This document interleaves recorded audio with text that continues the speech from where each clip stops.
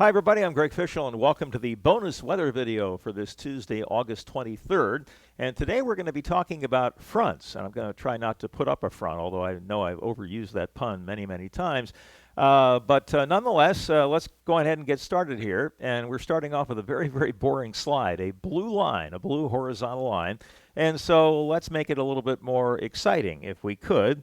There we go. So a cold front is denoted by a blue line with blue triangles, and the triangles point in the direction that the cold air is advancing behind it.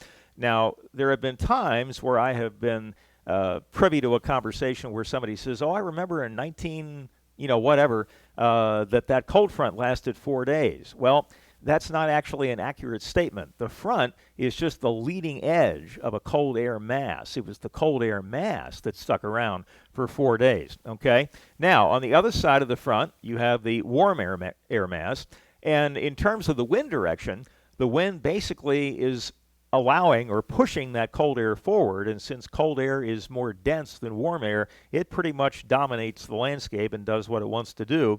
And on the warm side, the warm air is actually giving up the fight, saying, hey, I know you're stronger, that's fine, I'm out of here, you take over. So that's what we call a cold front.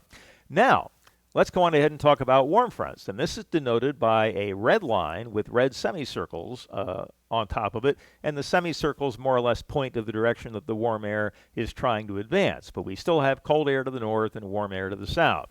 Now, in terms of wind directions, here's the difference, is that on the cold side of the front, the cold air is actually retreating. And that's the only way the warm air can advance. The warm air is less dense than the cold air. And so it's like me, in the ring with Muhammad Ali in his prime, or really any time in his life, is that the only way I'm going to win or still be in the ring at the end of it with some coherence is if he just voluntarily goes away, okay?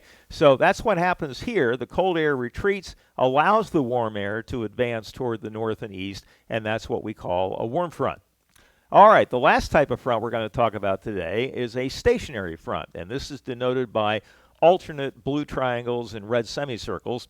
And you know what they say about stationary fronts, they look good on paper.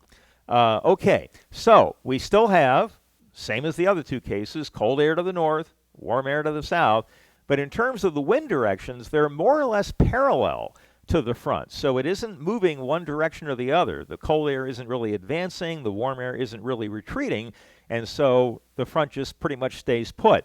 Now, it is true that we refer to this in meteorological circles as being quasi-stationary, which means that it's almost not moving. It may move a few feet or maybe even a few miles, but we're not talking about any large-scale movement that's going to affect a lot of people.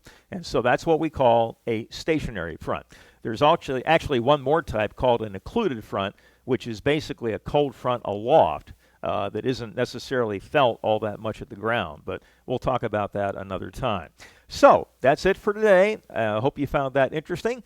And we will be back on Friday with another bonus weather video, and tomorrow with our regular daily weather update. We'll see you then.